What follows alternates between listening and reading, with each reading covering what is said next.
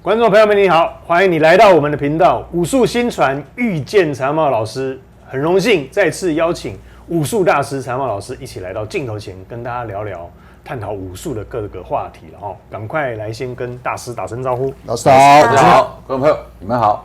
好，老师，这一题我相信应该是非常多人都一生当中一定会想要去做的这一件事情，就是如果要求姻缘，除了拜月老之外，我们还可以拜哪些神明呢？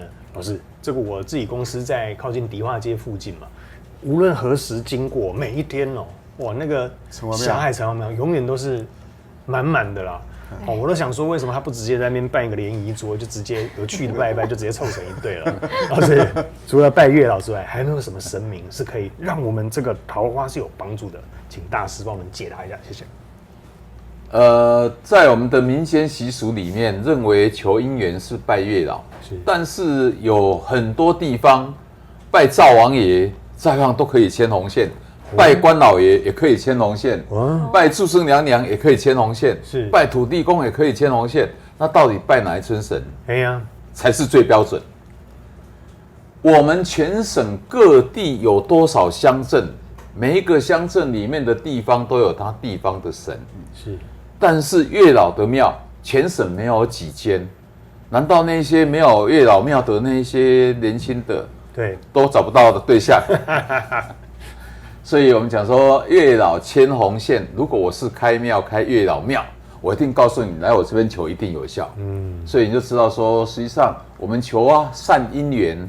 我还遇过那个祖先，他在阴曹地府就帮他杨氏子孙，就在牵红线的。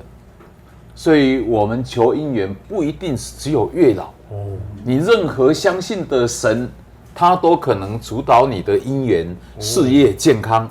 所以你就知道说。求姻缘除了月老以外，你们就近自己村庄的敬主神，还是你自己本身就常去的任何的神祇，你都可以跟他祈求。所以你看老人家香拿起来都这样子，嘴巴念念，有时从长孙求到最小的孙子，求长男求到最小的女儿，都照样会求。所以你就知道说，不是只有月老会牵善缘而已。我们自己每一个人相信的神，他都会牵好的姻缘。就像我们的天主教、基督教徒，他才不会进我们的月老庙。难道他们就没有好姻缘吗？他们的祷告就是一种发射，一种祈求。而且天主教徒他们在祷告，有的时候我坐在旁边，还听到他们念出来。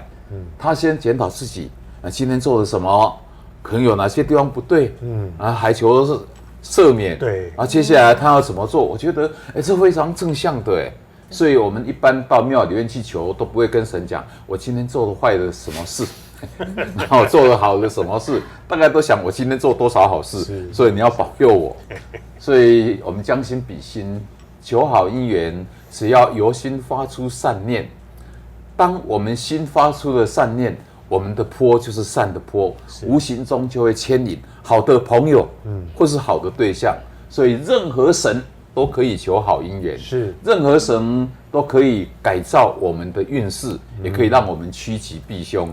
所以求姻缘除了月老以外，你们就近的地方神都可以求。好，谢谢老师帮我们浓缩整理的整个重点哦。如果我听起来的话，以家里附近的敬主庙、敬主神为优先了，对不对？不是每个地方都一定有月老嘛，对。好，那就近的，任何一个这个神明都会保佑我们牵导姻缘。更重要的是自己心念的发射是最重要的啦，因为我们是什么样的人，决定我们吸引到什么样的人到我们身边嘛，是不是？再次谢谢老师的时间，感谢你，谢谢老师。好的，各位朋友，我相信。在求姻缘的路上，这一条是我们人生当中必修的功课跟课题哈。那有了老师这一门学问的解答，我相信大家会有好方法，那也知道该怎么样到自己的敬主的庙去发射你的信念，希望你会求到好的姻缘。再次感谢你的收看，分享出去给你更多的朋友，让他们得到好姻缘，你也会得到好姻缘。订阅、按赞、开启小铃铛，才不会错过我们下一支新影片。下次见，拜拜，拜拜。